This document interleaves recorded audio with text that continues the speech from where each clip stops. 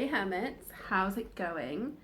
I thought, seeing as we are about halfway through the year, I would get out my reading journal and check in with my 2021 reading goal. So, as you know, if you've watched my other videos so far, will you know? Have I mentioned it? My reading goal for the year is to read 75 books in total, but then I have also written a list of the 21 books that I would like to read in 2021. So I'm going to go through them and see where we are. Have I made any progress? Have I not? We're about to find out. So in no particular order other than the fact that this is the order I wrote them down in, let's do this. Becoming by Michelle Obama. I bought Becoming right when it came out. And you know that I generally have a rule about buying new releases and buying hardback new releases at that, but I actually did. I paid full price in an actual brick and mortar bookshop for Becoming and proceeded to not read it yet. So, fail in that column. The Artist's Way by Julia Cameron.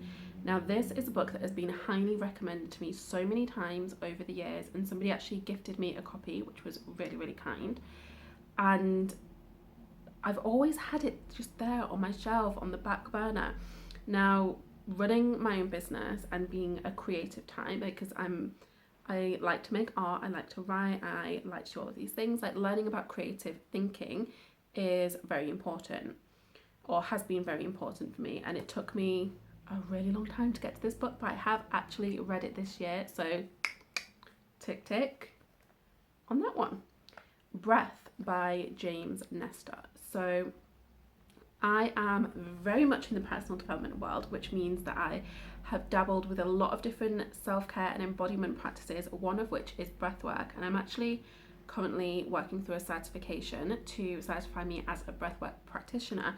And when I signed up for that, I also used that as an excuse to buy a bunch of breath-related books. So this one, Breath by James Nestor, is one that has been very much raved about all over the internet, with people I know, with people I don't know. So that has definitely made the list, and I haven't read it yet. So not doing too well so far, am I? Then we have Wealth Warrior by Steve Chandler? Wealth Warrior by Steve Chandler. I'm pretty sure it's by Steve Chandler. Now, so I've mentioned that I run my own business, and obviously a big part of that is the money stuff, the finances, and there can be a lot of internal dramas that come up when we start thinking about money stuff. So I make it a point of habit to continuously work on my wealth consciousness, my money mindset, and I do that by in part reading books on the topic. I obviously do other things too, but I always like to have a money book on the go. And while I haven't finished this one, I have actually started reading it, and I'm reading like a couple of chapters each week. So I feel like I get half a point for that because I have actually started it. Then we have Be More Pirate by Sam Conniff Allende, and I actually got this on Audible many moons ago, and I haven't read it. I have not read it or listened to it, or however I'm supposed to phrase that, but I do want to, so it's still staying on the list. Then we have Bad Feminist by Roxane Gay. That was a birthday present a couple of years ago from a good friend of mine. Haven't read it. Still want to, because I actually have been feeling recently like I want to read more essays and essay collections. So I feel like I'm going to bump that further up towards the top of the list. Next we have Daisy Jones and the Six by Taylor Jenkins Reid. Now, I have read a couple of things by Taylor Jenkins Reid and loved them. The most recent of which was Evidence of the Affair, which is actually a short story. I think it's under 100 pages long, but it was immaculate. It was immaculate. It was one of those short stories that is like you wish it could be longer so you could enjoy it for longer, but actually it was so perfectly done that there was nothing to add. Like, I highly recommend, and I think you can actually borrow it on Prime Reading for free. if you have Amazon Prime, but highly recommend. Anyway, so Daisy Jones and the Six, I'm still very much looking forward to. I love music, and I love like the history of music. I love the musical gossip from throughout the ages, so I think it's going to be very much my vibe, and it's staying on the list. The Luminaries by Eleanor Catton. Is it Eleanor Catton or Eleanor Cotton? I think it's Eleanor Catton. Now, I am a big fan of some historical fiction, but this book, it feels like one of those white whale books because it's huge. It's an absolutely massive book, and it's beautiful. Like, the cover is beautiful, the synopsis makes it sound superb, but the fact that it's so big, just like I'm just so resistant. I'm so resistant to these big books. I really need to stop collecting them. I'm going to keep it on the list because I do actually want to read it at some point. I'm not quite there with the big books yet. My Invented Country by Isabel Allende. Now, Isabel Allende is actually one of my very favourite authors. I love pretty much everything that I've read of hers. In fact, no, that's inaccurate. I love everything that I've read of hers. I love her TED Talks that she's done, like any interviews. I just think she's a gem of a woman. And so when I came across her memoirs in a charity shop, which I didn't even realise she'd written, I was like, yes, buying it. And I haven't read it yet. I will though, because I do go through phases of reading a lot of memoirs, so I'm gonna just keep that front of mind. The Invisible Life of Addie LaRue. So that made the list because I think I'd seen someone on Instagram talking about that originally, and then a little bit more recently when I started getting into BookTube and watching a lot of other people talk about books on YouTube, I saw how often it popped up and people tend to love it. And I did actually add it to this list before I even got myself a copy. So at the beginning of June, it was my birthday, and as is my way, I gifted myself a bunch of new books, one of which was The Invisible Life of Addie LaRue. I haven't made it to it yet, but I feel like I'm part way there because now at least I have a copy. Then we have The Duke and I, which is the first in the Bridgerton series of books by Julia Quinn. So this made the list because over Christmas I binge watched the Netflix adaptation of Bridgerton in like a day and a half. Like, I made a very quick work of it. And then I had a friend who inhaled the whole series and really recommended them to me. So I did The Duke and I to my list. And I read it, and it was a really quick read. In fact, I've read the first two in the series, both very quick reads. I mean, they're absolute tripe. They are badly written, they are badly paced, the characters are very two-dimensional. Like, there's so much that's wrong with them. Like, they are deeply problematic in probably all of the ways that you could be problematic. And yet they provided me with a few hours of entertainment. I think they belong to that category of books where you're like, I've read them, but I'm kind of ashamed to admit that I've read them. Like, is that a genre?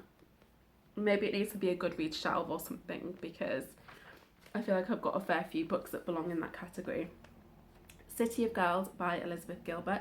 I love everything that I've read by Elizabeth Gilbert, including her previous work of fiction, The Signature of All Things. Very well done and very unexpected. I got The City of Girls on Audible quite a while back. I haven't listened to it yet, but I am really, really looking forward to it because it's also set in a time period and a location that is very much one of my great joys in this life. So I'm looking forward to getting to that. Then we have Feminists Don't Wear Pink and Other Stories. So again, this is a book of essays. So I've been feeling like I want to get into essays, and yet I still haven't read this book. It was a Christmas present a couple of years ago, so I do actually want to get to it. I just haven't made it yet. Maybe I need to start keeping my essay books out and just read one essay a day as a way to start getting through them. Then we have The Vanishing Half by Britt Bennett. That's another one that I have on Audible that I haven't listened to yet, but I am going to. I'm going to. It comes so highly recommended by so many people that I both know and don't know, including Barack Obama. And I feel like when he has a seal of approval on a work of fiction, it's something I'm going to want to read. So it's beautiful cover as well. Beautiful cover. The Alphabet Sisters by Monica McInerney. I know how to spell it. I'm not sure if I'm pronouncing it right. So the reason that book actually made it onto my list is because I decided to take a look at my Goodreads like want to read list, and The Alphabet Sisters was actually the oldest book on that list, and I'm not even sure why, because I don't think I had ever had anybody talk about it, but somehow it ended up on the list. And then a while back I found it at a charity shop. It was one of those 3 for £1 kind of buys, but I'd literally never seen it anywhere except for my Goodreads want to read list. So I thought, okay, I'll pick it up, and I read it not too long ago. It was really enjoyable, quite light, quite easy to get through. Took a bit of a strange turn towards the end, like the last few chapters. I was like, why is this even part of the story? This just seems deeply unnecessary. But all the same, like it was worth reading. The 7 Husbands of Evelyn Hugo, again by Taylor Jenkins Reid. This is another one that I have on Audible that I'm definitely looking forward to reading, and I've heard great things about it on BookTube, so that only makes me want to listen more. Then we have The Starlight C by Erin Morgenstern. I adored The Night Circus, adored it. I thought it was impeccable. It was so beautiful, so unexpected, so different, so wonderfully crafted. I actually borrowed it from the library way back when it was a new release, and since then I have got myself a copy on Audible, which I haven't actually listened to, but I might revisit that as well. The Starlight C I'm looking forward to though, if for no other reason than it just has the most beautiful cover. It's stunning. And then we have Untamed by Glennon Doyle, so another memoir and another beautiful cover. The Binding by, I want to say Bridget Collins. I really should write down authors when I write these lists, but you know, I wasn't planning to do videos about this stuff, so we live and learn. The Binding, I've heard great things about it. The synopsis sounds so cool, so interesting, so whimsical. I love anything that has any hint of magical realism in, so I think that's something I'm really going to enjoy. I have not yet read it, but it's still on the list. Then we have Girl, Woman, Other by Bernardine Evaristo, and that is a collection of short stories that are set in Britain that all address different parts of what it means to be a woman of colour in this great nation of ours. And I think that it's going to be a really important read.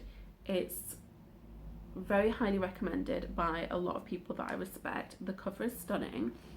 I think the only thing that has prevented me from reading it so far is that I just have a love-hate relationship with short stories, which is silly considering how much I keep saying that I want to read more essays, because in theory, like they're one and the same. Like, just one tends to be more fictional and one tends to be more non-fictional.